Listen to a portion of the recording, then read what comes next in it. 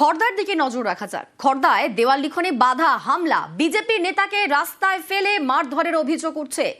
Mobile ভাঙচুর করা হয়, ছিনতাইও হয় বলে দাবি। ঠিক কি ঘটনা জানবো, আমাদের সঙ্গে রয়েছেন প্রতিনিধি সুবীর।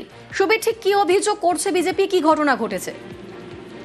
দেখো, খড়দহ বিধানসভার অন্তর্গত বিলকান্দা 1 নম্বর পঞ্চায়েতের মহিষপোতা এলাকাতে সেখানে কিন্তু নির্বাচনী দেওয়াল লেখার কাজ করছিল যারা বিজেপি কর্মী যারা রয়েছেন তারা, এবং সেই জায়গা থেকে দাঁড়িয়ে একদম যেটা অভিযোগ যে বিলকান্দা 1 নম্বর পঞ্চায়েতের উপপ্রধান প্রবীর দাসের নেতৃত্বে কিন্তু তৃণমূল কর্মীরা হামলা চালায় এবং তাকে প্রথমে বলা হয় দেওয়াল লিখতে না করা হয়।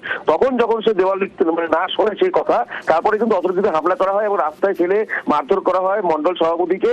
পাশাপাশি তার মোবাইল ছিনতাই করে নেওয়া হয়, তার গলার সোনার চেন সেটা কিন্তু ছিনতাই করে নেয় বলে অভিযোগ। এবং এই গোটা ঘটনা কিন্তু অস্বীকার করেছে পঞ্চায়েতের উপপ্রধান প্রবীর দাস, এবং গোটা ঘটনার অভিযোগ দায়ের করা হয়েছে 6 জনের নামে, তৃণমূল কর্মী 6 জনের নামে কিন্তু অভিযোগ দায়ের করা হয়েছে ঘোলা থানায়। গোটা ঘটনার তদন্ত শুরু করেছে ঘোলা থানার পুলিশ। বেশ, ধন্যবাদ সুবীর। খড়দা বিধানসভায় দেয়াল লেখনের কাজ চলছিল, আমরা ওখানে 4-5 জন দাঁড়িয়ে দেয়াল লিখছিলাম।